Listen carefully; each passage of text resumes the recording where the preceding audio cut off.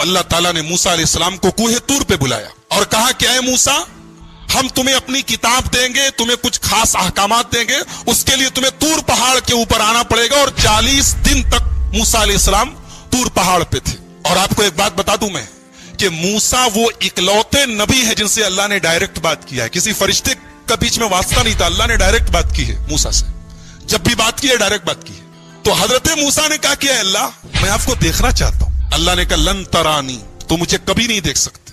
بعض علماء نے کہا ہے کہ اللہ تعالیٰ کو موسیٰ نے کہا لن ترانی، اللہ نے کہا تم مجھے کبھی نہیں دیکھ سکتے۔ اس سے پتا چلا کہ اللہ کو کوئی دیکھ نہیں سکتا، کبھی نہیں دیکھ سکتا۔ مگر یہ بات غلط ہے، دنیا کی آنکھ سے اللہ کو کبھی نہیں دیکھا جا سکتا، لیکن آخرت میں لوگ اللہ کا دیدار کریں گے۔ جنتی جب جنت میں جائیں گے تو اللہ تعالیٰ کا دیدار کریں گے، یہ قرآن سے بھی ثابت ہے اور حدیث سے بھی ثابت ہے۔ تو دنیا کی آنکھ سے کوئی اللہ کو نہیں دیکھ سکتا۔ ہمارے نبی صلی اللہ علیہ وسلم بھی جب معراج پر گئے تو صحیح بات یہ ہے کہ آپ نے اللہ کو نہیں دیکھا، آپ نے اپنے رب کا دیدار نہیں کیا، جیسا کہ بخاری کی روایت ہے۔ تو اللہ نے کہا کہ موسیٰ ایک کام کرو، تم اس پہاڑ کو دیکھو، اس پہاڑ کے اوپر ہم اپنی تجلی اتارتے ہیں، تم اس پہاڑ کو دیکھو، اگر یہ پہاڑ اپنی جگہ برقرار رہ گیا تو تم مجھے دیکھ لو گے۔ فلما تجلی ربہ للجبل جعلہ دکا، جب اللہ نے اپنی تجلی اتاری ہے پہاڑ کے اوپر، پہاڑ ریزہ ریزہ ہو گیا۔ وخر موسیٰ صعقا، اور موسیٰ بے ہوش ہو کے گر پڑے۔ جب موسیٰ ہوش میں آئے تو کہنے لگے اے اللہ میں توبہ کرتا ہوں، اب آج کے بعد میں یہ ایسی ڈیمانڈ نہیں کروں گا، ایسا مطالبہ نہیں کروں گا، میں تجھ کو دیکھنا چاہتا ہوں۔ جب موسیٰ علیہ السلام طور پہاڑ سے واپس گئے تو دیکھا ان کی قوم نے بچڑے کو اپنا معبود بنا لیا۔ ان کی قوم میں سامری نام کا ایک آدمی تھا، اس نے سونے کو پگھلا کر کے ایک بچڑا تیار کیا اور اس بچڑے کے اندر ایسا کچھ سسٹم بنا دیا کہ جب ہوا چلتی تھی تو بچڑے سے آواز نکلتی تھی۔ تو بنی اسرائیل سے کہا اس نے کہ یہی تمہارا خدا ہے اور اسی سے ملنے کے لیے موسیٰ گئے۔ تو بنی اسرائیل اس کے آگے سجدہ کرنے لگے۔ جب موسیٰ علیہ السلام آئے اور دیکھا کہ ان کی قوم بچڑے کی عبادت میں لگ گئی ہے تو سب سے پہلے اپنے بھائی ہارون کو پکڑا، جن کو اپنا جانشین بنا کے گئے تھے۔ اپنے بھائی ہارون کی داڑھی پکڑ لی اور کہا کہ میں نے تجھ کو اپنا جانشین بنایا تھا، تو نے یہی میری جانشینی نبھائی ہے، میری قوم بچڑے کی عبادت میں لگ گئی۔ کہا کہ میرے بھائی پہلے میری بات سن لو، میری داڑھی چھوڑ دو، میرا بال چھوڑ دو، پہلے میری بات تو سنو۔ یہ سب آپس میں جھگڑا کر رہے تھے اور میں نے سمجھانے کی کوشش کی، لیکن میں نے دیکھا کہ اگر میں زیادہ انٹرفیئر کرتا ہوں تو بات زیادہ بڑھ جائے گی۔ میں نے آپ کے آنے کا انتظار کیا، میں نے اور کچھ نہیں کیا۔ موسیٰ علیہ السلام نے بلایا سامری کو، بولا یہ بتا تو نے یہ کیا کیا ہے، یہ تو نے بچڑے کو کیوں بنایا ہے؟ تو سامری جواب کیا دیتا ہے کہ میں نے حضرت جبریل کے گھوڑے کے نیچے سے مٹی لے لی اور اس مٹی کو ملا کر کے میں نے یہ سونے کا بچڑا بنایا ہے تاکہ لوگ اس کی عبادت کریں۔ حضرت موسیٰ نے کہا سامری سے سن، آج کے بعد تجھے اللہ تعالیٰ کی طرف سے یہ سزا ملتی ہے کہ آج کے بعد تجھے زندگی بھر جو چھوئے گا وہ بیمار ہو جائے گا۔ تیری یہ سزا ہے، تو نے بچڑے کو معبود بنا کے میری قوم کو شرک میں ڈالا، اب تجھے یہ سزا ملتی ہے کہ تو زندگی بھر انٹچیبل ہو جائے گا، تجھے جو ٹچ کرے گا بیمار پڑ جائے گا۔ اب سامری کا حال یہ ہو گیا کہ جو اسے چھوتا تھا وہ بیمار ہو جاتا تھا اور وہ خود بھی بیمار ہو جاتا تھا، لہٰذا جب کوئی سامری کے پاس سے گزرتا تھا وہ کہتا لا مساس لا مساس، مجھ کو مت چھوؤ، مجھ کو ٹچ مت کرو۔ اور اس کے بعد حضرت موسیٰ نے کہا کہ تیرا یہ جو سونے کا معبود ہے نا، دیکھ اس کا میں کیا انجام کرتا ہوں۔ اس کو آگ میں جلا کے حضرت موسیٰ علیہ السلام نے پانی میں پھینکوا دیا، کہا کہ جس کو تم لوگوں نے اپنا معبود بنایا تو دیکھو اس کا ہم یہ حال کرنے جا رہے ہیں۔ تو آپ کے منہ سے نکلا ہوا کون سا اچھا جملہ اللہ سن لے، اس لیے میرے بھائیوں ہمیشہ مجھ سے اچھی بات نکالا کرو۔ ہمارے یہاں مائیں جو ہے بچوں کو ڈانٹتی ہے نا، کبھی کبھی بڑی الٹی سیدھی باتیں بول دیتی ہیں۔ خبردار کبھی غصے میں بھی عادت بناؤ کہ غصے میں بھی کوئی بات نکالے منہ سے تو اچھی بات نکالے، غصے میں بھی بچوں کو بددعا نہ دیں۔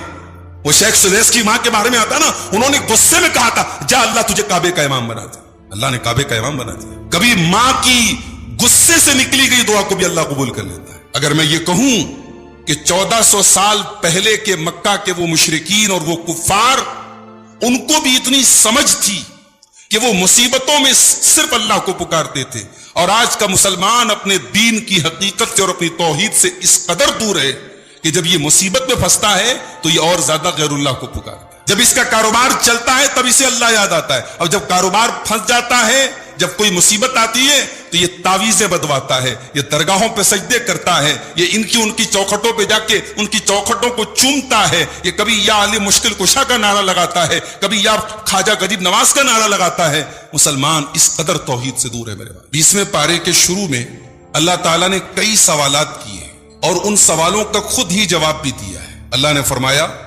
امن یجیب المضطر اذا دعاہ ویکشف السوء، کون ہے جو مصیبت میں گرفتار انسان کی دعاؤں کو سنتا ہے؟ مضطر کہتے ہیں اس انسان کو جس کے پاس کوئی چارہ نہ ہو، کوئی راستہ نہ ہو، مجبور ہو، مظلوم ہو، کہتے ہیں نا جس کا کوئی نہیں اس کا اللہ ہوتا ہے۔ ایک انسان دنیا میں جب مظلوم ہوتا ہے اس کا کوئی آنسو پوچھنے والا نہیں، کوئی اس کی فریاد سننے والا نہیں، اللہ کہتا ہے میں سنوں گا۔ امن یجیب المضطر اذا دعاہ، کون ہے جو مصیبت زدہ کی مجبور کی دعاؤں کو سنتا ہے؟ اذا دعاہ، جب وہ اس کو پکارتا ہے۔ اچھا یہاں قابل غور بات یہ ہے اللہ نے مجبور کا نام لیا، اب وہ مجبور مسلمان ہو، غیر مسلم ہو، اللہ کا فرما بردار ہو، مظلوم ہوتا ہے۔ مظلوم کا کوئی ریلیجین نہیں ہے، مظلوم کی کوئی کاسٹ نہیں اللہ تعالیٰ کی بارگاہ میں۔ اگر مظلوم نے اللہ کے در کا دروازہ کھٹکھٹایا اللہ ضرور سنے گا اسے۔ امن یجیب المضطر اذا دعا، کون ہے جو مجبور کی اور مظلوم کی دعاؤں کو سنتا ہے جب وہ اس کو پکارتا ہے؟ وَيَكْشِفُ السُّوءَ، اور اس کی تکلیف کو دور کرتا ہے۔ وَيَجْعَلُكُمْ خُلَفَاءَ الْأَرْضِ، اور کون ہے جو تم کو زمین میں خلیفہ بناتا ہے؟ أَإِلَٰهٌ مَّعَ اللَّهِ، کیا اللہ کے علاوہ کوئی اور بھی ہے؟ کوئی نہیں ہے۔ اللہ سوال کر رہا ہے اور اللہ خود ہی جواب بھی دے رہا ہے۔ أَإِلَٰهٌ مَّعَ اللَّهِ، ہے کیا کوئی اللہ کے سوا؟ اور یہ سوال کس سے کیا جا رہا ہے؟ مکہ کے کافروں سے۔ مکہ کے کافروں کے اوپر بھی جب مصیبت آتی تھی تو وہ اللہ ہی کو پکارتے، جب ان کی کشتی طوفان میں پھنستی تھی وہ لاکھ بتوں کے پجاری تھے، مشرک تھے، مگر مصیبت میں وہ بھی اللہ ہی کو پکارتے تھے۔ یہ الگ بات ہے کہ آج کا مسلمان اس قدر توحید سے دور ہے کہ وہ مصیبت میں بھی اللہ کو نہیں پکارتا۔ اگر میں یہ کہوں کہ 1400 سال پہلے کے مکہ کے وہ مشرکین اور وہ کفار، ان کو بھی اتنی سمجھ تھی کہ وہ مصیبتوں میں صرف اللہ کو پکارتے تھے، اور آج کا مسلمان اپنے دین کی حقیقت سے اور اپنی توحید سے اس قدر دور ہے کہ جب یہ مصیبت میں پھنستا ہے تو یہ اور زیادہ غیر اللہ کو پکارتا ہے۔ جب اس کا کاروبار چلتا ہے تب اسے اللہ یاد آتا ہے، اور جب کاروبار پھنس جاتا ہے، جب کوئی مصیبت آتی ہے تو یہ تعویذیں بدواتا ہے، یہ درگاہوں پہ سجدے کرتا ہے، یہ ان کی چوکھٹوں پہ جا کے ان کی چوکھٹوں کو چومتا ہے، یہ کبھی یا علی مشکل کشا کا نعرہ لگاتا ہے، کبھی یا خواجہ غریب نواز کا نعرہ لگاتا ہے۔ مسلمان اس قدر توحید سے دور ہے میرے بھائی۔ اس کے بعد سورہ قصص شروع ہوتی ہے، اور سورہ قصص میں اللہ تعالیٰ نے حضرت موسیٰ علیہ السلام کا واقعہ بیان کیا۔ موسیٰ علیہ السلام کے پیدا ہونے کے پہلے فرعون کا آرڈر آیا تھا۔ فرعون اپنے آپ کو رب کہتا تھا، مگر اتنا بزدل تھا کہ فرعون کے اس کے دربار کے کسی کاہن نے کہا تھا کہ تیری حکومت میں ایک بچہ پیدا ہوگا جو تیری حکومت کو ختم کر دے گا۔ تو فرعون نے آرڈر دے دیا کہ سارے بچوں کو قتل کر دیا جائے۔ جہاں بچے کی پیدائش، اگر لڑکی پیدا ہوئی تو سیف ہے، لڑکا پیدا ہوا تو کل ہم، اس کو مار ڈالو، یہ فرعون کا آرڈر تھا۔ اب حضرت موسیٰ علیہ السلام جب پیدا ہوئے، ظاہر ہے موسیٰ علیہ السلام کی ماں کو ڈر لگا کہ میرا بیٹا کہیں نہ چلا جائے، میرا بیٹا نہ مار دیا جائے۔ اب اللہ تعالیٰ نے حضرت موسیٰ کی حفاظت کا کیا انتظام کیا؟ فرمایا وَأَوْحَيْنَا إِلَىٰ أُمِّ مُوسَىٰ أَنْ أَرْضِعِيهِ، ہم نے موسیٰ کی ماں کو حکم دیا کہ اپنے بچے کو دودھ پلاؤ۔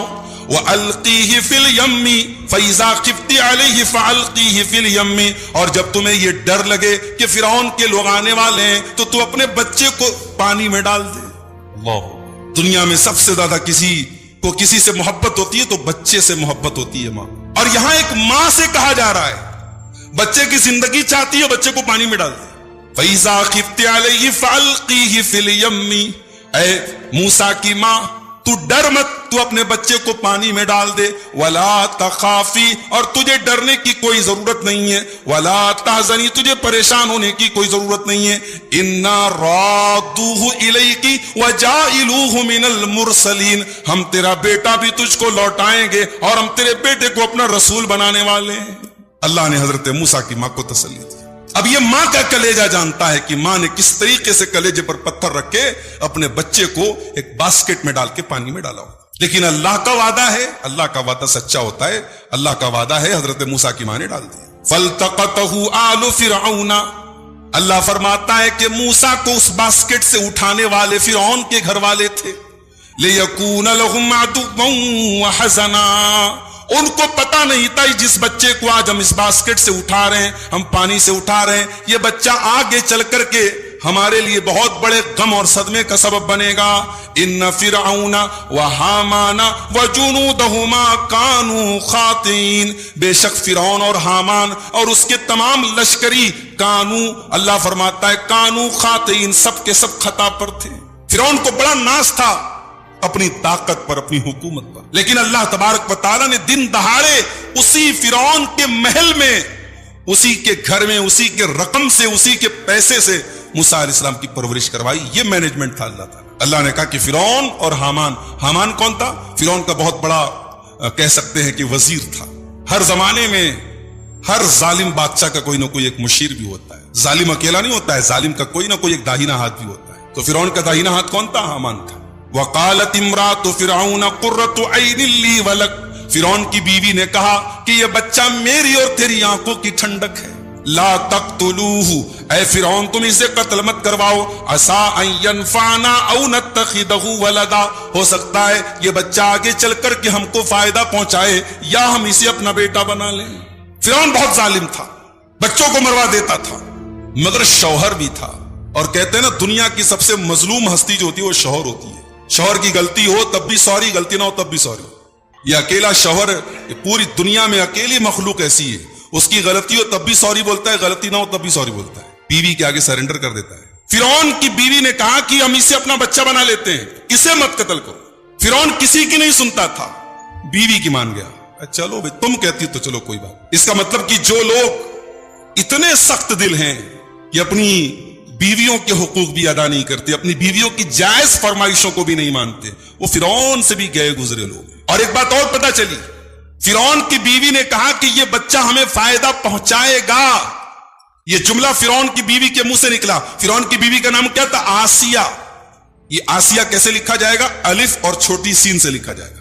ایک ہوتا ہے عین اور سواد سے آسیہ, وہ تو غلط ہو جائے گا. اگر بچی پیدا ہو تو آپ یہ آسیہ نام رکھ سکتے ہیں فرعون کی بیوی والا. اگر آسیہ رکھیں گے عین اور سواد والا تو غلط ہو جائے گا, اس کے معنی نافرمان ہوتا ہے. تو فرعون کی بیوی کا نام آسیہ تھا. اور اس اللہ کی بندی نے جب اتنا کہہ دیا کہ یہ بچہ ہمیں فائدہ پہنچائے گا, اللہ نے اس جملے کو سن لیا. اللہ نے اس جملے کی لاج رکھی اور آگے چل کر کے یہ عورت فرعون کی بیوی حضرت موسیٰ پر ایمان لاتی ہے اور ایمان والی بن جاتی ہے. اور آگے اس کا انجام یہ ہوتا ہے, فرعون اس کو اپنے محل سے نکال دیتا ہے اور زنجیروں میں جکڑ دیتا ہے, اور یہ اللہ کی بندی فرعون کی قید میں شہید ہو جاتی ہے, اللہ کو پیاری ہو جاتی ہے اور اللہ کے یہاں جنتی عورت بنتی ہے. اور اللہ قرآن میں اس کی مثال دیتا ہے. تو آپ کے منہ سے نکلا ہوا کون سا اچھا جملہ اللہ سن لے. اس لیے میرے بھائیوں ہمیشہ منہ سے اچھی بات نکالا کرو. ہمارے یہاں مائیں جو ہے بچوں کو ڈانٹتی ہے نا, کبھی کبھی بڑی الٹی سیدھی باتیں بول دیتی ہے. خبردار, کبھی غصے میں بھی عادت بناؤ کہ غصے میں بھی کوئی بات نکالے منہ سے تو اچھی بات نکالے. غصے میں بھی بچوں کو بددعا نہ دے. وہ شیخ سدیس کی ماں کے بارے میں آتا ہے نا, انہوں نے غصے میں کہا تھا جا اللہ تجھے کعبے کا امام بنا دیا. اللہ نے کعبے کا امام بنا دیا. کبھی ماں کی غصے سے نکلی گئی دعا کو بھی اللہ قبول کر لیتا ہے. تو یہاں فرعون کی بیوی نے کہا کہ یہ بچہ ہمیں کام دے گا. اس سے یہ بھی پتا چلا فرعون لاولد تھا, فرعون کو بیٹا نہیں تھا, فرعون کو اولاد نہیں تھی. اور فرعون اپنے آگے سجدہ کرواتا تھا, اپنے آپ کو رب منواتا تھا. یعنی اپنے آپ کو خدا کہنے والا اس لائق بھی نہیں تھا کہ اپنی بیوی کو بچہ دے سکے. ایسے ایسے تو خدا گزرے ہیں تاریخ میں, اتہاس میں ایسے ایسے خدا گزرے ہیں, اپنی بیوی کو بچہ نہیں دے پا رہا ہے اور لوگوں سے کہہ رہا انا ربکم الاعلی, میں تمہارا رب ہوں. تو فرعون اپنی بیوی کی بات مان گیا. اس کے بعد اللہ فرماتا ہے جب موسیٰ علیہ السلام کی ماں نے اپنے بچے کو پانی میں ڈالا تو موسیٰ کی ماں کا دل بڑا بے قرار تھا. وَأَصْبَحَ فُؤَادُ أُمِّ مُوسَى فَارِغًا, موسیٰ کی ماں کا دل بڑا بے قرار تھا. إِن كَادَتْ لَتُبْدِي بِهِ, قریب تھا کہ موسیٰ کی ماں اس راز کو کھول دے. اللہ نے موسیٰ کی ماں کو وصیت کی تھی کہ خبردار اس راز کو کسی کو بتانا مت, بس تو چپ چاپ بچے کو پانی میں ڈال دے. اللہ نے وعدہ کیا کہ اے موسیٰ کی ماں ہم تیرا بچہ تجھے لوٹائیں گے. اللہ نے وعدہ کر لیا تو موسیٰ علیہ السلام کی ماں کو چپ چاپ بیٹھ جانا چاہیے, مگر وہ چپ چاپ نہیں بیٹھی. انہوں نے اپنی بیٹی سے کہا ذرا پیچھا کر دے کہ صندوق کہاں جاتا ہے, باسکٹ کہاں جاتا ہے. پتہ یہ چلا کہ اللہ کی تقدیر پر بھروسہ ہونے کے باوجود انسان کو اپنی کوشش کرنی چاہیے, اپنے اسباب اختیار کرنے چاہیے, یہ سوچ کے اطمینان سے بیٹھنے کہ اللہ نے تو وعدہ کیا ہم کو روزی دے گا, اللہ نے تو وعدہ کیا ہماری حفاظت کا. انسان کو اپنی سیکیورٹی کا بھی انتظام کرنا چاہیے. موسیٰ علیہ السلام کی ماں نے اپنی بیٹی سے کہا جا دیکھ تیرا بھائی کہاں جاتا ہے, اور قرآن کہتا ہے کہ وقالت لأختہ قصیہ, حضرت موسیٰ کی ماں نے موسیٰ کی بہن سے کہا کہ اس کا پیچھا کر. فبصرت بہ عن جنب وہم لا یشعرون, اور موسیٰ علیہ السلام کی بہن کنارے کنارے سے, پانی کے کنارے کنارے سے دیکھ رہی میرا بھائی کہاں جا رہا ہے. دنیا میں بھائی بہن کا رشتہ بھی بڑا پیارا ہوتا ہے. شادی کے بعد اکثر بھائی بہنوں میں انبن ہو جاتی ہے, کیونکہ ابھی تک تو بھائی بہن تھے, اب ایک نیا رشتہ بن گیا نند اور بھابھی کا. اب اس میں دونوں طرف سے غلطیاں ہوتی ہیں. کہیں کہیں بھابیاں جو ہوتی ہیں وہ نند کے تعلق سے بڑی نگیٹو مائنڈ ان کے دماغ میں بیٹھ جاتا ہے, اور بعض نندیں جو ہوتی ہیں ماشاءاللہ وہ بھی جو ہے بھابھی کے عیب تلاش کرتی رہتی ہیں اور ایک ایک چیز کو نوٹ کرتی رہتی ہے, اپنی ماں کو بتاتی رہتی ہیں. تو اگر اس رشتے کو سنبھال کے رکھا جائے بڑا پیارا رشتہ ہے. اور یہ جو نند بھابھی کا رشتہ ہے یہ جب گڑبڑ ہوتا ہے نا تو بھائی بہن کا رشتہ بھی گڑبڑ ہو جاتا ہے. کتنے بھائی ہیں شادی کے بعد بہن سے بات کرنا بند کر دیتے ہیں اسی مسئلے کی وجہ سے, ان کی بیوی ناراض ہوتی ہے. بہن بہن ہوتی ہے میرے بھائی, بہن بھائیوں کا مان ہوتی ہے. یہ الگ بات ہے کہیں کہیں وقت کے ساتھ شادی کے بعد سوچ بدل جائے الگ بات ہے, ورنہ بھائی بہن کی محبت بھی بے مثال محبت ہوتی ہے. یہاں دیکھیے بھائی کی جان کا مسئلہ ہے تو بہن پیچھا کر رہی ہے. جن کی بہنیں زندہ ہیں اللہ بہنوں کو سلامت رکھے. بہن پیچھا کر رہی, دیکھیے میرا بھائی کہاں جا رہا ہے. اب جب حضرت موسیٰ علیہ السلام پہنچے وہاں اور حضرت آسیہ نے اس باسکٹ کو منگایا اور دیکھا اتنا خوبصورت بچہ ہے. اب بچہ رو رہا ہے, بچے کو دودھ چاہیے, بچہ بھوکا ہے. اب اس زمانے میں جو انائیں ہوتی تھی, دودھ پلانے والی ہوتی تھی, ان کو بلایا گیا. اب اللہ تبارک و تعالیٰ کا نظام دیکھو, اللہ نے بچے کو پانی میں ڈالنے کے پہلے موسیٰ کی ماں سے کہہ دیا تھا پہلے تو بچے کو دودھ پلا دے.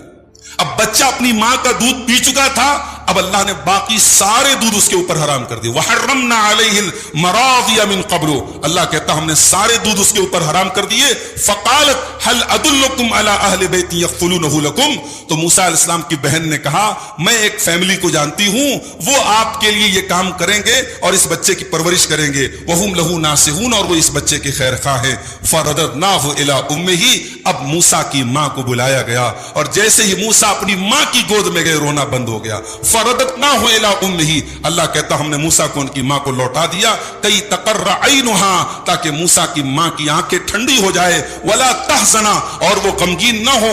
ولتعلم ان وعد اللہ حق, اور وہ جان لے کہ اللہ کا وعدہ سچا ہوتا ہے. ولکن اکثرہم لا یعلمون, لیکن اکثر لوگ نہیں جانتے. یہ ہوتا ہے اللہ کا نظام میرے بھائی. اس کے بعد موسیٰ علیہ السلام جوان ہوئے. ایک دن ایک آدمی جو ہے موسیٰ علیہ السلام کے خاندان کا تھا, بنی اسرائیل کا تھا, اور ایک آدمی قبطی تھا, دونوں لڑ رہے تھے. تو جو اسرائیلی تھا موسیٰ علیہ السلام کے خاندان کا, ان کے قبیلے کا تھا, اس نے ان کو مدد کے لیے پکارا. یہ گئے اور اس کی مدد کرنے کے لیے ایک خاندان کی جو ہوتی ہے نا وہ عصبیت ہوتی ہے, خاندان کا سپورٹ کرنے کا جو ایک جذبہ ہوتا ہے, وہ جذبہ حضرت موسیٰ کے اندر بیدار ہوا. انہوں نے اسرائیلی کا سپورٹ کرنے کے لیے قبطی کو مارا, ایسا مارا فقضا علی, وہ مر گیا.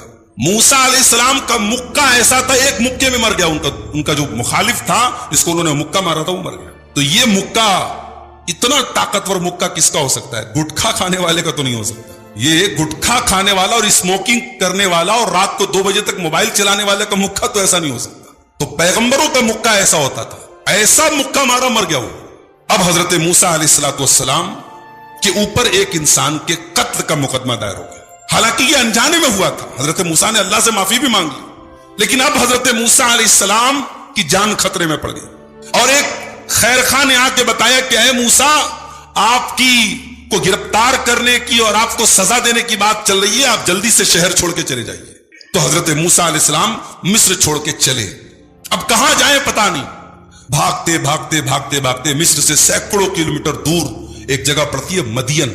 حضرت موسیٰ مدین پہنچے, اور جب مدین پہنچے تو مدین میں ایک کنواں تھا.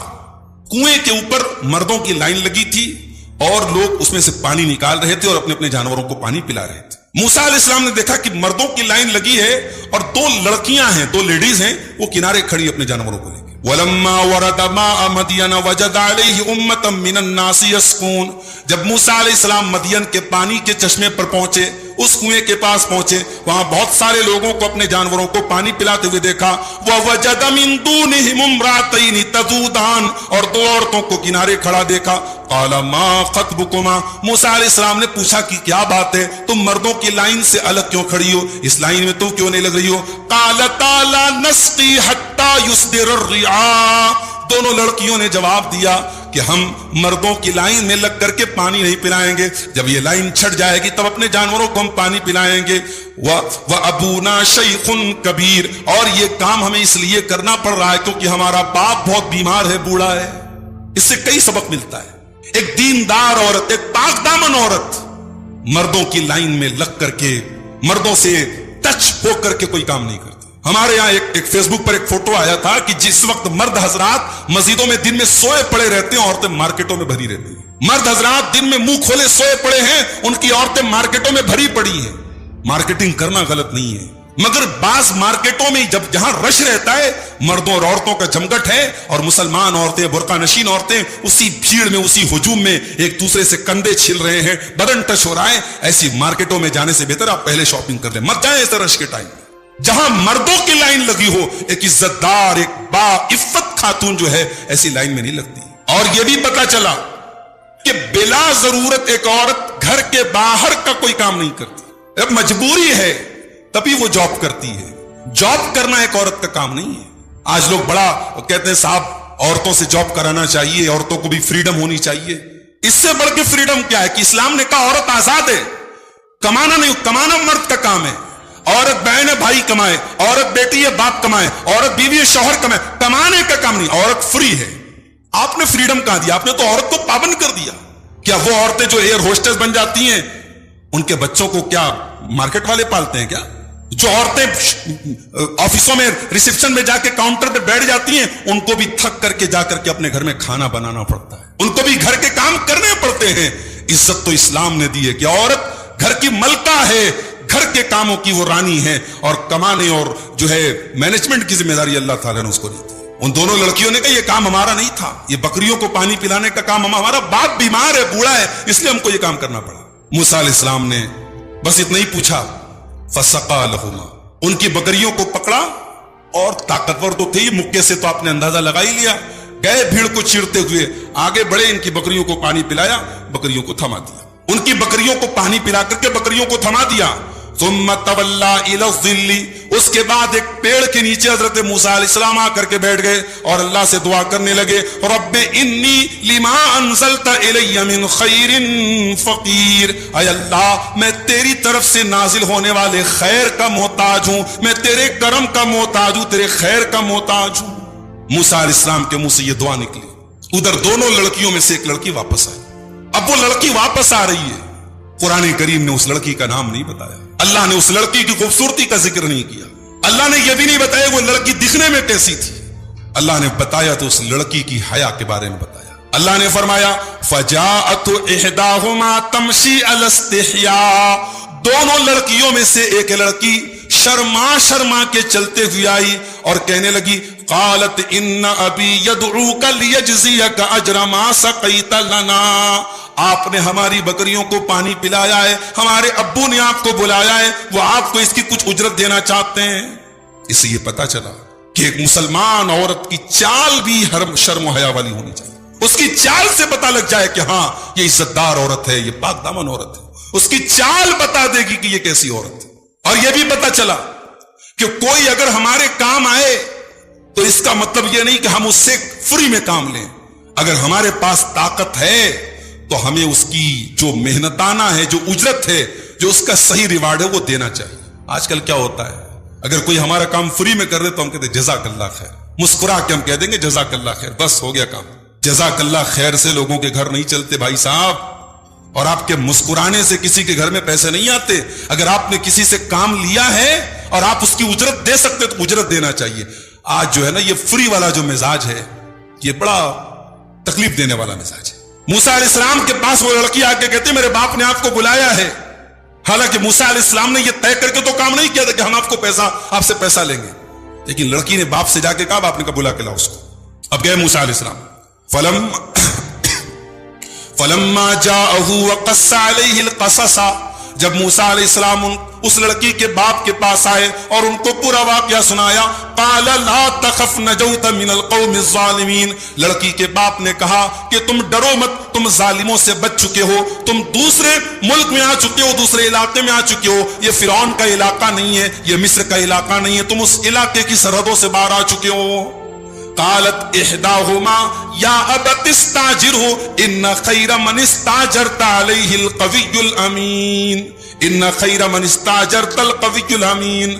دونوں لڑکیوں میں سے ایک لڑکی نے کہا ابا جان ہمیں ایک نوکر کی ضرورت ہے، ہمیں ایک ملازم کی ضرورت ہے، ان کو ملازم بنا لیجئے، ان کو اپنے گھر کے کاموں کے لیے نوکر رکھ لیجئے، اس لیے کہ نوکر کے اندر دو چیزیں ہونی چاہیے، طاقتور ہونا چاہیے اور امانت دار ہونا چاہیے، یہ امانت دار بھی اور طاقتور بھی ہیں، اے ابا جان آپ ان کو ملازم رکھ لیجئے۔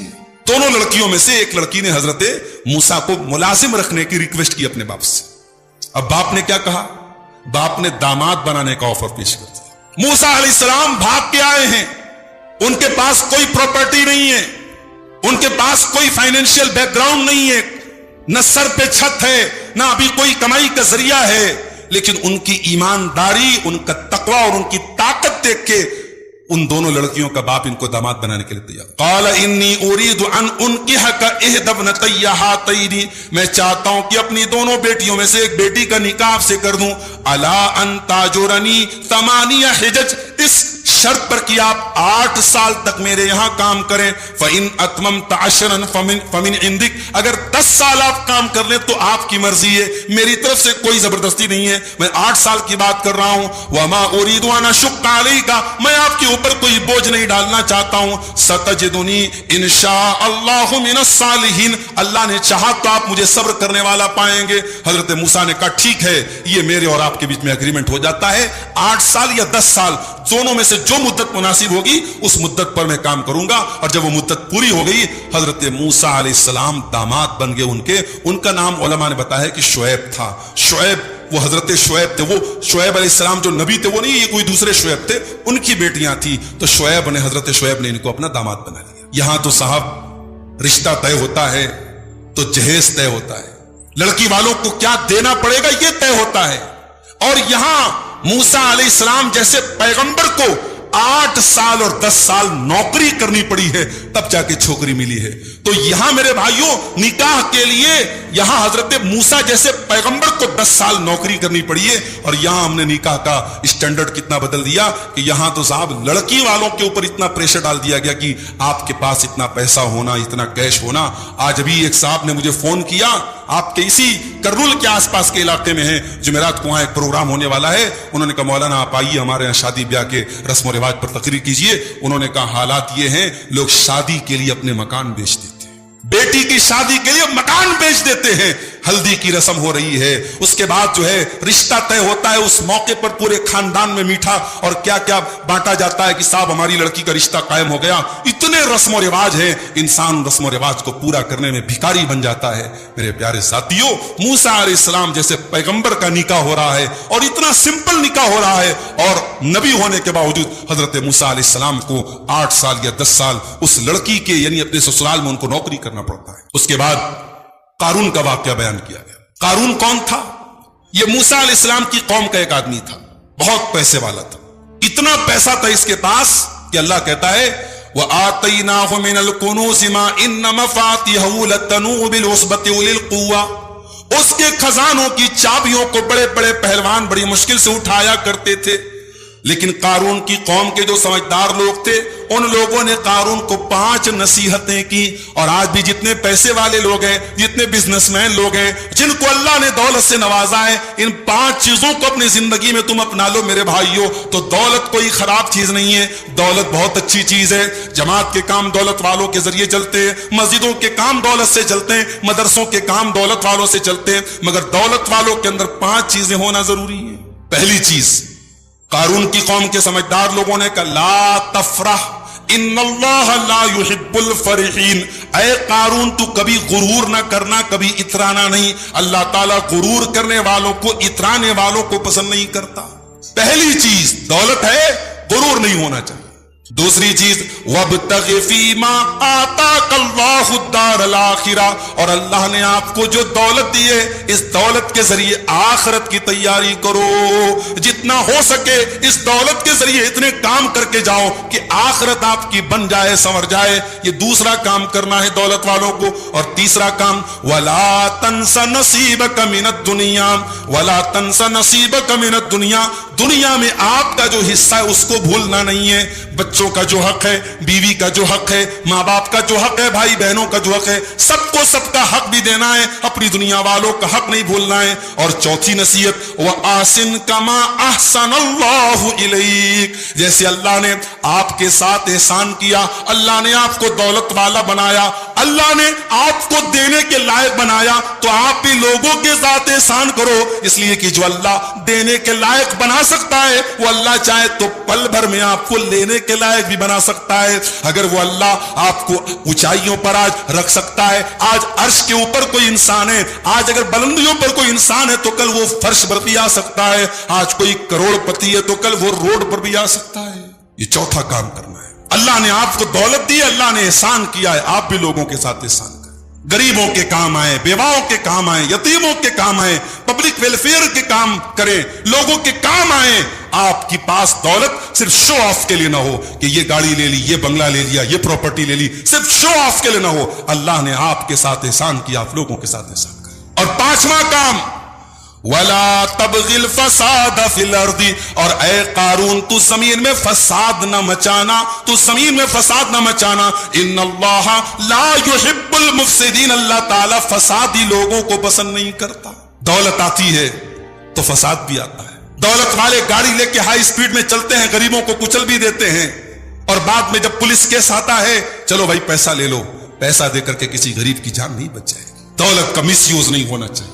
दौलत का मतलब यह नहीं कि आप किसी गरीब की इज्जत तार कर दें, किसी गरीब का खून कर दें, किसी गरीब को मार दें, नहीं।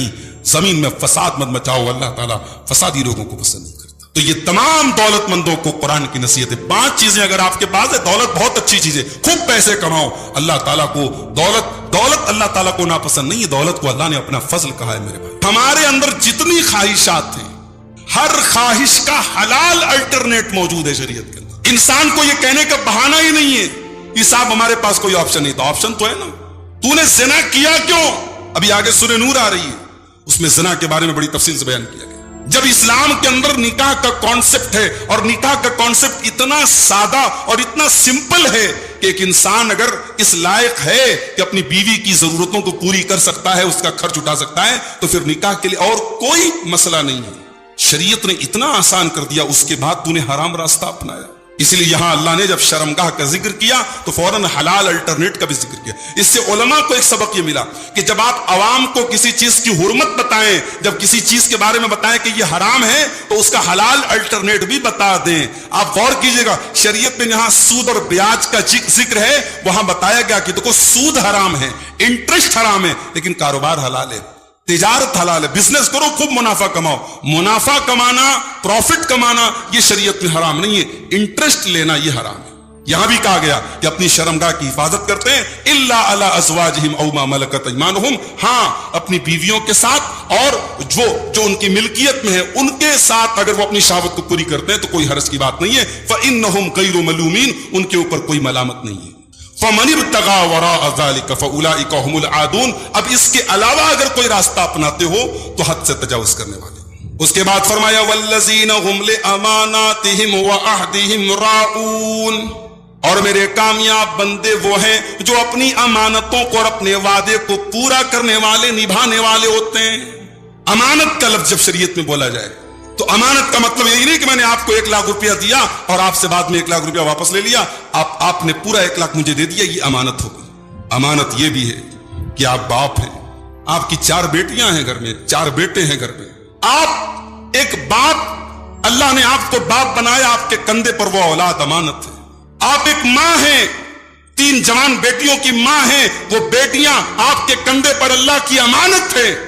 आपने इस अमानत को अदा किया कि नहीं किया, कयामत के दिन पूछा जाएगा। آپ ایک مسجد کے متولی ہیں، ایک مدرسے کے ذمہ دار ہیں، ایک جماعت کے ناظم ہیں، ایک ادارے کے ذمہ دار ہیں. یہ تمام چیزیں اور یہ عہدے اور یہ کرسیاں بھی میرے بھائیو آپ کے کندھے پر امانت ہے، اور یہ امانت پوچھی جائے گی اللہ کے نبی فرماتے کلکم راع وکلکم مسئول عن رعیتہ، تم میں سے ہر شخص ذمہ دار ہے اور اس کی ذمہ داری کے بارے میں پوچھا جائے. آج تو عہدوں کے لیے بڑی طلب ہوتی ہے، صاحب مجھے یہ بنا دیا جائے، مجھے وہ بنا دیا جائے.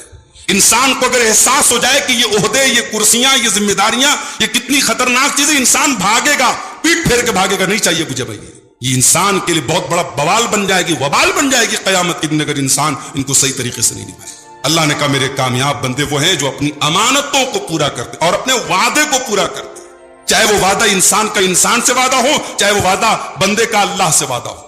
بندہ اللہ سے وعدہ کب کرتا ہے؟ ایاک نعبد و ایاک نستعین، اے اللہ عبادت کروں گا تو تیری کروں گا، سر جھکاؤں گا تو تیرے آگے جھکاؤں گا، مدد مانگوں گا تو تجھ سے مانگوں گا. اور وہی اللہ کا بندہ باہر جائے کسی درگاہ پہ، کسی قبر پہ، کسی پتھر کے بت کے آگے، کسی ندی کے آگے، کسی جانور کے آگے، کسی بڑے انسان کے آگے جا کے سر جھکا دے، کسی شرکیہ تہوار میں شامل ہو جائے، کسی شرکیہ کارکرم میں شامل ہو جائے، اس کا مطلب کہ اس نے اللہ کے ساتھ وعدہ خلافی کی. وہ مسجد میں تو آ کے کہہ رہی ایاک نعبد و ایاک نستعین، لیکن باہر جا کے اپنے وعدے کی وعدہ خلافی کر رہا ہے. والذین هم لاماناتهم وعهدهم راعون، اللہ کہہ رہا ہے میرے کامیاب بندے اپنے وعدے کو پورا کرتے ہیں. اس کے بعد فرمایا والذین هم علی صلواتهم یحافظون، اور میرے کامیاب بندے وہ ہیں جو اپنی نمازوں کی حفاظت کرتے ہیں، جو اپنی نمازوں کی پابندی کرتے ہیں. پہلی پہچان کیا بتائی تھی؟ نماز میں خشوع اختیار کرتے، اور آخری پہچان کیا ہے؟ نماز کی حفاظت کرتے. دونوں چیزیں ضروری ہیں. آپ نماز بہت اچھی پڑھ رہے ہیں، پورا ذہن لگا کے، دل لگا کے پڑھ رہے ہیں، مگر رمضان پر پڑھ رہے ہیں، شوال میں ایسے غائب جیسے گدھے کے سر سے سینگ غائب. تو ایسی نماز اللہ کیا نہیں چلے گی. یہ ایک مہینے والے مسلمان نہیں چلیں گے اللہ کیا. یہ جو سیزنل مسلمان ہیں، جو برساتی میڈک کی طرح آپ ایک مہینے کے لیے ٹوپی لگ گئی اور ماشاءاللہ جبہ اوپر ڈال کے ایک دم اللہ والے متقی پرہیزگار بن کے پورا پہلی صف میں آ کے بیٹھ رہے، اور باقی 11 مہینے گدھے کے سر سے سینگ کی طرح غائب. سیزنل مسلمان اللہ کو نہیں چاہیے، سیزنل نمازی نہیں چاہیے. والذین هم علی صلواتهم یحافظون، نماز کی حفاظت کرنی ہے. یہ بڑی قیمتی چیز ہے میرے بھائی. انسان کی سب سے قیمتی چیز یہ نماز ہے. ایک وقت کی نماز چھوٹ جائے تو ایسا لگے کہ کچھ مس ہو گیا، کچھ چھوٹ گیا، کچھ زندگی میں ادھورا ہے. میری مائیں بہنیں، ان سے بھی کہنا چاہتا ہوں، تراویح کی نماز ماشاءاللہ پڑھ رہی ہیں. مجھے بتایا میرے گھر والوں نے سب اتنی تعداد آ رہی ہے عورتوں کی، جگہ کم پڑ رہی ہے. بہت اچھی بات ہے. رمضان کے بعد آپ کا کیا حال ہے؟ رمضان کے بعد 5 ٹائم کی نماز بھی نہیں پڑھی جا رہی. پتہ لگا شاپنگ کرنے کی، عشاء غائب، رات میں دیر میں سوئی، فجر غائب. ایک وقت کی نماز بھی اگر مس ہو جائے تو ایسا لگے کہ کوئی قیمتی چیز مس ہو گئی. اس کو جلدی سے جب تک انسان ادا نہ کر لے اس کے دل کو سکون نہ ملے. تو یہ ریپیٹ کر دیتا ہوں، کامیاب کون لوگ ہیں؟ ایمان والے، اپنی نماز میں خشوع اختیار کرنے والے، لغو چیزوں سے بچنے والے، زکوٰۃ ادا کرنے والے، اپنی شرمگاہ کی حفاظت کرنے والے، اپنی امانت کو ادا کرنے والے، اپنے وعدے کو پورا کرنے والے، اور اپنی نماز کی حفاظت کرنے والے. 8 چیزیں ہیں. یہ 8 چیزیں اگر کسی کے اندر پائی جائیں، اللہ کا وعدہ ہے اولئک هم الوارثون الذین یرثون الفردوس، ایسے لوگ جنت الفردوس کے وارث بنیں گے. اللہ نے یہ نہیں کہا جنت میں جائیں گے، اللہ نے کہا جنت کے وارث بنیں گے. وارث کس کو بولتے؟ باپ مرا بیٹا وارث ہے. دنیا کا کوئی قانون نہیں کہہ سکتا کہ بیٹا باپ کی پراپرٹی نہیں پائے گا، بیٹا باپ کا وارث نہیں بنے گا. یہ 8 چیزیں اپنے اندر پیدا کر لو، جنت کے وارث بن جاؤ گے. اللہ کا وعدہ ہے تم جنت کے نہیں، جنت الفردوس، جنت کا جو سب سے اعلیٰ درجہ ہے، جو سب سے ہائر کلاس ہے جنت کا، جس کو جنت الفردوس کہا جاتا ہے، تم اس کے وارث بن جاؤ. دعا کیجیے اللہ تعالیٰ یہ 8 چیزیں ہم سب کو اپنے اندر پیدا کرنے کی توفیق عطا فرمائے. اس کے بعد یہ بتایا گیا، رسولوں کو خطاب کر کے بتایا گیا، یا ایھا الرسل کلوا من الطیبات واعملوا صالحا انی بما تعملون علیم. اے میرے رسولو، اے میرے پیغمبرو، تم پاک چیزوں کو کھایا کرو، حلال چیزوں کو کھایا کرو، اور نیک عمل کیا کرو. پتہ یہ چلا کہ سارے نبیوں کے یہاں یہ 2 چیزیں کامن تھی. سارے نبیوں کے یہاں حلال کھانے کا تصور تھا، پاکیزہ چیزوں کو کھانے کا تصور تھا. کسی بھی نبی کی شریعت میں کوئی ناپاک چیز حلال نہیں تھی. اگر اسلام میں سور حرام ہے تو عیسیٰ علیہ السلام کی شریعت میں بھی سور حرام تھا. اگر آج کرسچنز اگر وہ سور کھا رہے ہیں، انہوں نے اپنی شریعت کو نہیں سمجھا ہے، انہوں نے اپنی شریعت میں تحریف کی ہے. جو چیز اسلام کے اندر خبیث ہے وہ شریعت عیسیٰ میں اور شریعت موسیٰ کے اندر بھی خبیث تھی. حلال میں کوئی فرق نہیں رہا ہے نبیوں کے درمیان. ہاں یہ رہا ہے کسی نبی کی شریعت میں ایکسیپشنل طور پر کوئی حلال چیز حرام کر دی گئی، ایکسیپشنل طور پر، خاص طور پر. لیکن جو چیزیں گندی ہیں، ناپاک ہیں، وہ ساری شریعتوں میں ناپاک تھی. اسی لیے اللہ سارے رسولوں سے کہہ رہا ہے اے رسولوں پاک چیزیں کھاؤ، وَعَمَلُوا صَالِحًا، اور نیک عمل کرو. اچھا یہ پاک چیزیں کھاؤ، اس کے بعد یہ کیوں کہا گیا کہ نیک عمل کرو؟ اس میں ایک نقطہ ہے. نقطہ یہ ہے کہ اگر آپ یہ چاہتے ہیں کہ آپ کا عمل اللہ تعالیٰ کے قبول ہو، آپ نے نماز پڑھی، آپ نے تلاوت کی، آپ نے روزہ رکھا، آپ نے تراویح پڑھی، آپ نے کوئی بھی نیک عمل کیا، اگر آپ چاہتے ہیں کہ آپ کا عمل اللہ تعالیٰ کا قبول ہو تو پہلی شرط یہ ہے کہ آپ کی کمائی حلال ہونی چاہیے، آپ کا کھانا حلال ہونا چاہیے. اور یہاں پر وہ حدیث آپ یاد کر لیجئے صحیح مسلم کی جو میں نے جمعہ کے خطبے میں آپ کو سنائی تھی. اللہ کے نبی صلی اللہ علیہ وسلم فرماتے ہیں کہ ایک انسان بڑا لمبا سفر کر کے آتا ہے، بال میلے کچیلے، کپڑے میلے کچیلے، ہاتھ اٹھا کے دعا کرتا ہے اے میرے رب کہہ کے دعا کرتا ہے، لیکن اس کا کھانا حرام کمائی کا، اس کا پانی حرام کمائی کا، اس کا کپڑا حرام کمائی کا، اس کی پرورش حرام کمائی کی. فَأَنَّا يُسْتَجَابُ لِذَلِكَ، ایسے انسان کی دعا کہاں سے قبول ہو سکتی؟ اس کے بعد اللہ کے کچھ خاص بندوں کی پہچان بتائی گئی. فرمایا ان الذین هم من خشیت ربهم مشفقون، میرے کچھ بندے ایسے بھی ہوتے ہیں جو اپنے رب کے خوف سے ڈرے رہتے ہیں. ایک مومن زندگی میں کبھی لاپرواہی کی زندگی نہیں گزار سکتا. وہ یہ سوچ کر کے مطمئن نہیں ہو سکتا اللہ بڑا رحیم ہے، بڑا کریم ہے، اللہ بخش دے گا. مومن کو اگر اللہ کی رحمت کی امید ہوتی ہے تو اللہ کے عذاب کا ڈر بھی ہوتا ہے. اللہ کہہ رہا ہے ان الذین هم من خشیت ربهم مشفقون، میرے نیک بندے وہ ہیں جو اپنے رب کے خوف سے ڈرے اور سہمے رہتے ہیں.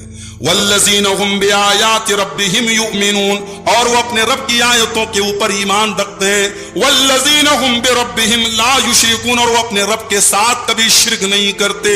والذین یؤتون ما آتوا وقلوبهم وجلۃ انہم الی ربهم راجعون، اور جب اللہ کی راہ میں کچھ دیتے، صدقہ کرتے، زکوٰۃ دیتے، خیرات دیتے. والذین یؤتون ما آتوا، جب وہ اللہ کی راہ میں کچھ خرچ کرتے تو ان کے دل ڈرے ہوئے ہوتے ہیں، ان کے دل سہمے ہوئے ہوتے ہیں. انہم الی ربهم راجعون، ان کے دل میں یہ احساس ہوتا ہے کہ ہم کو اپنے رب کے پاس جانا ہے. دیکھ رہے ہیں اللہ کی راہ میں دے رہا ہے، چندہ دے رہا ہے، زکوٰۃ دے رہا ہے، خیرات دے رہا ہے، مگر ڈر رہا ہے. یہ نہیں کہ صاحب اللہ کی راہ میں خیرات دے دیا، صدقہ دے دیا، زکوٰۃ دے دیا تو مطمئن ہو گیا کہ صاحب میں تو بہت بڑا حاتم طائی کی قبر پہ میں نے لات مار دیا، میں تو بہت بڑا جو ہے سخی ہو گیا، میں اتنا اللہ کی راہ میں دے دیا، اب تو جنت میری فکس ہو گئی.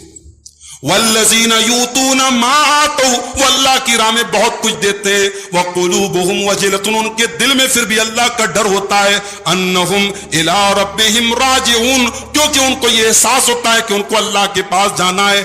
اللہ فرماتا ہے اولئک یسارعون فی الخیرات، میرے یہی وہ بندے جو نیکی کے کاموں میں بڑھ چڑھ کر کے حصہ لیتے. وہم لہا سابقون، اور وہ نیکی کے کاموں میں ہمیشہ آگے آگے رہتے ہیں. جب یہ آیت کریمہ نازل ہوئی، ترمذی کی صحیح روایت ہے، ہم سب کی پیاری ماں حضرت عائشہ رضی اللہ تعالی عنہا نے اللہ کے رسول سے پوچھا اے اللہ کے نبی یہ آیت کس کے بارے میں نازل ہوئی ہے؟ یہ اللہ کن لوگوں کی بات کر رہا ہے کہ وہ اللہ کی راہ میں دیتے بھی ہیں تو ڈر ڈر کے دیتے ہیں؟ اے اللہ کے نبی کیا یہ شرابیوں کے بارے میں ہے؟ کیا یہ چوروں کے بارے میں ہے؟ کیا یہ زنا کرنے والوں کے بارے میں ہے؟ اللہ کے نبی نے فرمایا لا یا بنت الصدیق، اے صدیق کی بیٹی، اے ابو بکر کی بیٹی. بیوی کا نام بدل بدل کے لینا چاہیے. ہمارے یہاں لوگ جو ہے نا بیوی سے محبت کی بات تو کرتے ہیں مگر بیوی سے محبت کی جو یہ رسول کی سنت ہے اس پر عمل نہیں کرتے. اللہ کے نبی حضرت عائشہ کو کئی ناموں سے پکارتے تھے. کبھی پیار سے عائش بولتے تھے، عائشہ کو شارٹ میں کر کے عائش بولتے تھے. کبھی آپ حمیرہ بولتے تھے. حضرت عائشہ گوری چٹی تھی، حمیرہ کا مطلب سرخ رنگ کی، حضرت عائشہ کو حمیرہ بھی بولتے تھے اللہ کے نبی. اور کبھی یہاں دیکھیے صدیق کی بیٹی، یعنی اپنے سسر کا نام بھی نہیں لے رہے، سسر کا لقب، صدیق کی بیٹی. بیٹیوں کے سامنے، بیویوں کے سامنے ان کے مائکے کی تعریف کرو تو بہت خوش ہو جاتی ہے. ساس کی تعریف کرو خوش نہیں ہوتی، سسر کی تعریف کرو خوش نہیں ہوتی. ہاں ان کے بھائی کی تعریف کرو تو وہ کہتے ہیں نا ساری خدائی ایک طرف، جورو کا بھائی ایک طرف. بالکل صحیح بولتے ہیں. اللہ کے نبی صلی اللہ علیہ وسلم حضرت عائشہ کے باپ کی تعریف کر رہے ہیں, کہہ رہے ہیں اے صدیق کی بیٹی تو غلط سوچ رہی ہے, تو جیسا سوچ رہی ویسا نہیں ہے. یہ آیت چوروں کے بارے میں نہیں ہے, یہ آیت شرابیوں کے بارے میں نہیں ہے. اے عائشہ, یہ آیت ان لوگوں کے بارے میں ہے جو نماز پڑھتے ہیں, جو روزہ رکھتے ہیں, اور پھر بھی وہ ڈرتے ہیں ان لا يقبل منہم, کہ پتہ نہیں ان کی عبادت اللہ قبول کرے گا کہ نہیں کرے گا, اس لیے ان کو ڈر ہوتا ہے. یہ بہت بڑا سبق ہے میرے بھائیو. ہم لوگ 1 مہینہ کی عبادت کر کے 11 مہینہ ریسٹ کرتے ہیں. صاحب 1 مہینہ تو ہم لوگوں نے پوری تہجد, تراویح, طاق رات اور پورا ہم نے ایک دم نیکیوں کا پہاڑ کھڑا کر دیا. اب 11 مہینے کچھ کرنے کی ضرورت نہیں ہے. یہاں وہ روزہ رکھ رہے ہیں, نماز پڑھ رہے ہیں, تمام نیکیوں کے کام کریں, لیکن ڈر رہے ہیں کہ ہماری نیکی اللہ کے قبول ہوگی کہ نہیں ہوگی. یہ تقویٰ ہے میرے بھائیوں, اور اللہ کہہ رہا ہے کہ یہی وہ میرے نیک بندے ہیں جو حقیقت میں جنتی ہیں. اچھا, اس کے بعد موت کا ذکر کیا اللہ نے. مرنے کے بعد انسان اللہ تعالیٰ سے دوبارہ دنیا میں آنے کا موقع مانگتا ہے. اچھا ایک بات بتاؤ, موت کبھی بتا کے آتی ہے کیا؟ موت کبھی اپوائنٹمنٹ لے کے آتی ہے؟ موت پوچھ کے آتی ہے کہ ہاں بھائی آؤں کہ نہ آؤں, آپ کو کیا کیا کام ہے پینڈنگ ہے پورا کر لو؟ موت کبھی اپوائنٹمنٹ لے کے نہیں آتی. موت اللہ تعالیٰ نے جو وقت مقرر کیا ہے اس وقت پر آ جاتی. ابھی میں نے ایک واقعہ آپ کو بتایا تھا بنارس کا, کہ پوری فیملی عمرہ کرنے کے لیے جا رہی ہے, پورے ٹکٹس بنے ہیں, پورا ٹرپ بنی ہوئی ہے, اور بنارس سے دلی جانے والی ٹرین میں اسی فیملی کے خاتون کا انتقال ہو جاتا ہے, اور پھر انہیں سے واپس آنا پڑتا ہے. کب مرنا ہے چھوڑ دو, کہاں مرنا ہے یہ نہیں پتا ہم کو. تو جب انسان مر جاتا ہے تو اللہ کہتا ہے کہ مرنے کے بعد بندہ اللہ تعالیٰ سے ایک چانس مانگتا ہے. حتی اذا جاء احدهم الموت قال رب ارجعون. جب ان کے پاس موت آتی ہے تو اللہ سے یہ دعا کرتے ہیں کہ اے میرے رب, مجھے ایک چانس تو دوبارہ دے دے, ایک موقع مجھے دوبارہ دے دے, ایک مرتبہ تو دنیا میں دوبارہ آنے کا موقع دے دے. لعلی اعمل صالحا, تاکہ میں نیک عمل کر لوں, میں اچھا عمل کر لوں. اے اللہ مجھے ایک موقع اور دے دے, میں نے بہت گڑبڑ زندگی گزاری ہے, میں نے بڑی کوتاہی کی ہے, مجھے ایک چانس اور دے دے تاکہ میں نیک عمل کر لوں. اللہ فرماتا ہے کلا, ایسا ہرگز ہونے والا نہیں ہے, تیری مہلت ختم ہو چکی ہے, تیرا ٹائم پورا ہو چکا ہے, اے میرے بندے تیرا گیم اوور ہو چکا ہے. کلا, ہرگز تجھے اب کوئی ٹائم ملنے والا نہیں ہے. انہا کلمۃ هو قائلها, اے میرے بندے یہ تو بس تیرے دل کی ایک تمنا ہے, یہ تو تیرے منہ کی ایک بات ہے جو تو کہہ رہا ہے, یہ پوری ہونے والی نہیں ہے. وَمِن وَرَائِهِمْ بَرْزَخٌ إِلَىٰ يَوْمِ يُبْعَثُونَ, اب تو قیامت تک تجھے برزخ کی زندگی گزارنا ہے, اب قیامت تک تو تجھے قبر میں رہنا ہے. اب دنیا والوں سے تیرا ناتا ٹوٹ گیا, اب دنیا کے بیچ میں اور تیرے بیچ میں برزخ کھڑی ہو گئی. برزخ کہتے بیریئر کو. جب کوئی آدمی مر جاتا ہے نا تو ہمارے اور اس کے بیچ میں بیریئر کھڑا ہو جاتا ہے, اس کے ساتھ کیا ہو رہا ہے ہم دیکھ نہیں سکتے. تو اللہ کہے گا بندے سے کہ اب تیرا دنیا والوں سے ناتا ٹوٹ گیا. تو وہ بندہ مرنے کے بعد دوبارہ دنیا میں آنے کا چانس مانگ بھی رہا ہے, تو اس لیے نہیں مانگ رہا ہے کہ مکان بن جائے. بیٹی کی شادی نہیں کیا تھا بیٹی کی شادی کر دوں, مکان بنانا تھا مکان بنا لوں. اگر وہ مہلت مانگ بھی رہا ہے تو کس لیے مانگ رہا ہے؟ لعلی اعمل صالحا, اے اللہ مجھے تھوڑا سا موقع دے دے, میں نیک عمل کر لوں. تو اس لیے میرے بھائیو, اس زندگی میں جتنا موقع ملا ہے اس کی قدر کر لو, جتنی نیکیاں کر سکتے ہو کر لو. مرنے کے بعد 1 منٹ بھی آپ کو ایکسٹرا ملنے والا نہیں. اس کے بعد قیامت کے دن کا نقشہ اللہ نے کھینچا. قیامت کے دن فرمایا کہ فلا انصاب بینہم یوم فاذا نفخ فی الصور فلا انصاب بینہم یومئذ ولا یتساءلون. جب قیامت کے دن سور پھونکا جائے گا تو کوئی نسب کام نہیں آئے گا. کس کے باپ ہو, کس کے بھائی ہو, ابا کون تھے, دادا کون تھے, خاندان کون تھا, برادری کون تھی, کوئی مطلب نہیں, ڈزنٹ میٹر. فلا انصاب بینہم یومئذ, کوئی نسب کام نہیں آئے گا. ولا یتساءلون, اور کوئی کسی کا پرسان حال نہیں ہوگا. یہاں تو بیٹا بیمار ہے, باپ خیریت پوچھ رہا ہے, باپ مصیبت میں ہے, بیٹا مدد کر رہا ہے, بھائی مصیبت میں بھائی مدد کر رہا ہے, ماں کو کچھ ہوا ہے اولاد کو فکر ہے, اور کوئی کسی کا پرسان حال نہیں. فرمایا فمن ثقلت موازینہ فاولئک هم المفلحون, جس کے نیکیوں کا پلڑا قیامت کے دن بھاری ہوگا وہ کامیاب ہوگا. ومن خفت موازینہ, اور جس کی نیکیوں کا پلڑا ہلکا ہوگا فاولئک الذین خسروا انفسهم, تو یہی وہ لوگ ہوں گے جو خسارہ اٹھانے والے ہوں گے. فی جہنم خالدون, اور وہ جہنم کے اندر ہمیشہ رہیں گے. تلفح وجوہهم النار وهم فیہا قالعون, اور جہنم کی آگ ان کے چہروں کو جھلسا دے گی. دنیا میں انسان سب سے زیادہ اپنے بدن میں، اپنی باڈی میں اپنے چہرے کی فکر کرتا ہے. ہماری مائیں بہنیں تو ماشاءاللہ چہرے پر کی کتنی کریمیں آتی ہے بھائی صاحب. میک اپ کے کبھی ان کے آئٹم دیکھو، مجھے تو نام یاد نہیں ہوتے، یہ الا بلا فاؤنڈیشن اور یہ دنیا بھر کے فیس کریم، فیس پاؤڈر چہرے کو بالکل پلاسٹر کر دیتی ہے. کتنی محنت کرتی ہیں یہ. وہ ایک لطیفہ ہے کہ ایک جو ہے عورت بیوٹی پارلر گئی اور بیوٹی پارلر سے جب باہر نکلی، اپنے بچے کو باہر بٹھا کے گئی، تو باہر نکلی تو بچے سے کہہ رہی چلو میرے ساتھ. بچہ کہہ رہا آنٹی آپ کون؟ شکل بدل گئی اس کی، بچہ نہیں پہچان پایا. تو اتنی محنتیں ہو رہی ہیں چہرے کے لیے. لیکن آپ دیکھ لیں میرے بھائی، اگر آپ نے اللہ کو راضی نہیں کیا، ہم نے اللہ کو راضی نہیں کیا، قرآن کہہ رہا ہے تلفح وجوہہم النار، تمہارے چہروں کو جہنم کی آگ جھلسا دے گی. وہم فیہا کالہون، اور دنیا میں تم بڑے ہینڈسم تھے، بڑے اسمارٹ تھے، بڑے خوبصورت تھے، بڑا ناز تھا تمہیں اپنی خوبصورتی پر. وہی خوبصورت چہرہ جہنم کی آگ میں بدصورت بنا دیا جائے. میرے بھائیوں، اس چہرے کی فکر میک اپ کے ذریعے مت کرو. اس چہرے کی خوبصورتی اللہ کی قسم فیس واش میں نہیں ہے. اس چہرے کی خوبصورتی اور اس چہرے کا نور اللہ کی اطاعت اور اللہ کی مرضی کے کاموں میں، اللہ کی رضا کے کاموں میں. اگر چاہتے ہو کہ قیامت کے دن بھی یہ خوبصورت چہرہ چمکتا رہے، تمکتا رہے، تو اپنی نیکیوں کو اپنی زندگی کو تقویٰ سے سجا لو میرے بھائی. اپنی زندگی کو گناہوں سے بچا لو، ورنہ یہ فیس واش اور یہ کریم اور یہ میک اپ قیامت کے دن کام نہیں دیں گے. اللہ کہہ رہا ہے جن کی نیکیوں کا پلڑا ہلکا ہوگا، جہنم کی آگ میں ان کے خوبصورت چہرے جلسا دیے جائیں گے. وہم فیہا کالہون، اور دنیا کے بڑے بڑے ہینڈسم اور اسمارٹ اور خوبصورت لوگ جہنم کی آگ میں بدصورت بن جائیں گے. اور پھر اللہ سوال کرے گا الم تکن آیاتی تتلی علیکم، اے میرے بندے کیا میری آیتیں تیرے اوپر نہیں پڑھی جاتی تھی؟ فکنتم بہا تکذبون، میری آیتیں تیرے اوپر پڑھی جاتی تھی، تو میری آیتوں کا مذاق اڑایا کرتا تھا، تو میری آیتوں کو نہیں مانا کرتا تھا.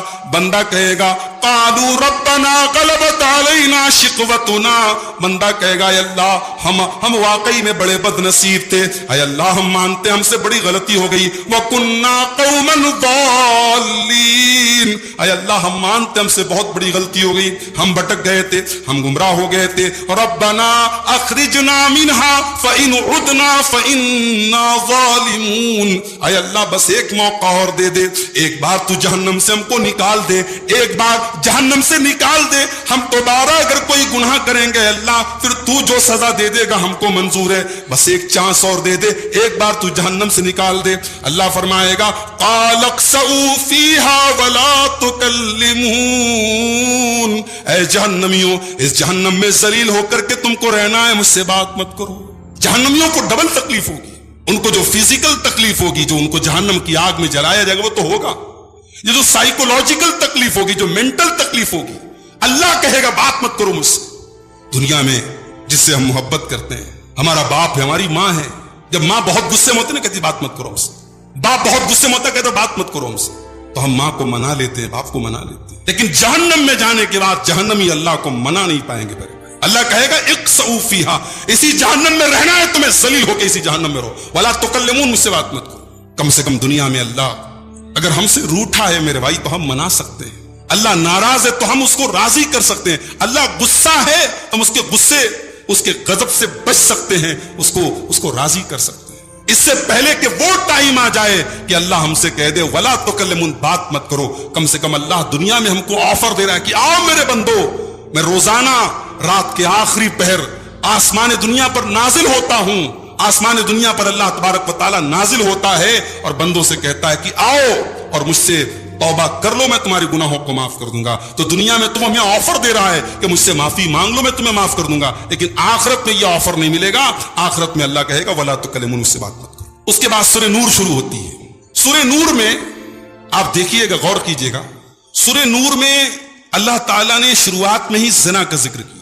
زنا کی سزا کیا ہے، پھر زنا کی روک تھام کرنے کے طریقے کیا ہیں، سوسائٹی کو زناکاری سے کیسے بچایا جائے، اللہ تبارک و تعالیٰ نے اس کا طریقہ بتایا ہے. لیکن اس صورت میں اللہ تعالیٰ نے اپنے نور کا بھی ذکر کیا ہے. اس صورت میں ایک آیت ہے، آیت نور، اس میں اللہ نے اپنے نور کا ذکر کیا ہے اور اسی لیے صورت کا نام سورہ نور رکھا گیا. گویا اس میں ایک اشارہ یہ ہے کہ بندہ اگر اللہ تعالیٰ کا نور چاہتا ہے، اگر وہ چاہتا ہے کہ اس کے دل میں ایمان کی روشنی ہو، تو اس کو بدکاری سے اور زناکاری سے بچنا پڑے گا. جب تک انسان پاک دامنی اختیار نہیں کرے گا، جب تک ایک مرد اور عورت اپنے دامن کو بدکاری سے نہیں بچائیں گے، ان کی زندگی میں نور نہیں آ سکتا۔ انسان کی زندگی میں پیسہ آ سکتا ہے، شہرت آ سکتی ہے، گلیمر آ سکتا ہے، اللہ کا نور نہیں آ سکتا ہے جب تک اس انسان کی زندگی میں پاک دامنی نہ ہو۔ جس زندگی میں بدکاری اور زناکاری ہوگی، اس زندگی میں اللہ کا نور نہیں آ سکتا ہے۔ اس کے بعد زانی کی سزا بتائے گی، الزانیۃ والزانی فجلدوا کل واحد منہما 100 جلدہ۔ زنا کرنے والی عورت کو اور زنا کرنے والے مرد کو 100 کوڑے کی سزا مارو۔ وَلَا تَأْخُذْكُمْ بِهِمَا رَأْفَةٌ فِي دِينِ اللَّهِ، اور اللہ کے دین پر عمل کرنے میں تم کوئی ترس نہ کھانا۔ ان کنتم تؤمنون باللہ والیوم الآخر، اگر تم واقعی میں اللہ کے اوپر ایمان رکھتے ہو اور قیامت کے دن کے اوپر ایمان رکھتے ہو۔ وَلْيَشْهَدْ عَذَابَهُمَا طَائِفَةٌ مِّنَ الْمُؤْمِنِينَ، اور زناکاروں کو جب یہ سزا دی جائے تو مومنوں کی ایک جماعت اس موقع پر حاضر ہو، یعنی علل اعلان ان کو سزا دی جائے، پبلک پلیس میں دی جائے، اکیلے میں سزا نہیں دی جائے گی زنا کی۔ 100 کوڑے مارے جائیں گے، سب کے سامنے مارے جائیں گے۔ اور یہ بھی کہا گیا کہ ان 100 کوڑوں کو مارنے میں ترس نہیں کھانا ہے، پورے 100 کوڑے مارنا ہے۔ اور یہ تو کنوارے کی سزا ہے، اگر کنوارا لڑکا کنواری لڑکی اگر زنا کرے تو یہ سزا ہے، اگر شادی شدہ زنا کرے تو پتھروں سے مار مار کے ختم کرنے کی سزا ہے۔ لوگ کہتے ہیں صاحب اسلام نے کتنی سخت سزا دی، پتھروں سے مار مار کے ختم کرنے کی سزا دی، کوئی سزا ہے یہ؟ گولی مار دو، تلوار سے سر کاٹ دو، یہ پتھروں سے مار مار کے کوئی کون سزا دیتا ہے؟ مگر آپ دیکھیے جب دلی میں وہ کانڈ ہوا تھا، جب چلتی بس میں ایک لڑکی کا ریپ ہوا تھا اور پوری ملک کی میڈیا میں اس کو ایک نربھیا کانڈ کے نام سے اس کو یاد کیا گیا اور پورے ملک میں بڑا غصہ آیا تھا اس کانڈ کو لے کر کے، تو اس وقت مجھے یاد ہے راج ٹھاکرے کا بیان آیا تھا۔ ممبئی کے نیتا ہیں راج ٹھاکرے، بڑے متشدد مانے جاتے ہیں، بڑے سخت مانے جاتے ہیں، ان کا بیان آیا تھا، انہوں نے کہا تھا اسلام نے جو ریپ کی سزا دی ہے اس طریقے کے زانیوں کو وہ سزا دی جائے۔ ماننا پڑتا ہے دنیا کو، اور یہ سزا ایسی ہے کہ جہاں یہ سزا جس معاشرے میں نافذ کی گئی وہاں زنا کے واقعات میرے بھائیو زیرو ہو گئے۔ اور اسلام یاد رکھو، زنا کا اسلام میں یہ کانسیپٹ نہیں کہ صاحب زنا بالجبر ہو رہا ہے تب تو سزا دی جائے، اور اگر آپس کی سہمتی سے، اگر آپس کی رضامندی سے ہو رہا ہے تو زنا کی کوئی سزا نہیں ہے۔ اسلام کہہ رہا ہے اگر انلیگل طریقے سے ریلیشن شپ قائم ہوئی ہے مرد و عورت کی اور دونوں میریڈ ہیں، دونوں شادی شدہ ہیں، تو دونوں کو پتھروں سے مار مار کے ختم کیا جائے۔ اس کے بعد ایک عجیب بات اللہ نے فرمائی، کہا کہ الزانی لا ينکح الا زانیۃ او مشرکۃ، زنا کرنے والا مرد نکاح نہ کرے مگر زنا کرنے والی عورت سے۔ زانی مرد کی شادی اگر ہوگی تو زانیہ عورت سے ہوگی، یا تو زانیہ عورت سے ہوگی یا مشرکہ عورت سے ہوگی، کوئی پاک دامن اور کوئی مومنہ عورت اس زانی سے شادی نہ کرے۔